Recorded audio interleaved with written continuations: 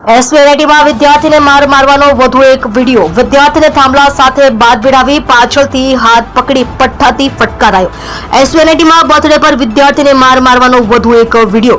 માર ખાનારા વિદ્યાર્થીએ બર્થડે સેલિબ્રેશનની પ્રથા ગણાવી હતી દિન।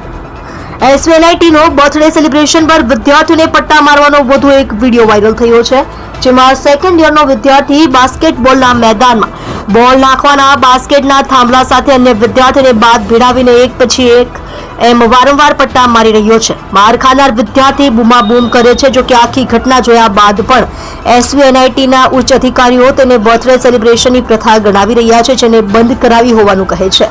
હાલમાં અમે આ પ્રથા પર પ્રતિબંધ મુકાવી દીધો છે। વિડીયો ગત વર્ષનો છે। માર ખાનાર વિદ્યાર્થીએ બર્થડે સેલિબ્રેશનની પ્રથા ગણાવી હતી। હાલમાં આ પ્રથા પર પ્રતિબંધ મુકાવ્યો છે। સંજય પટેલ, ડીન।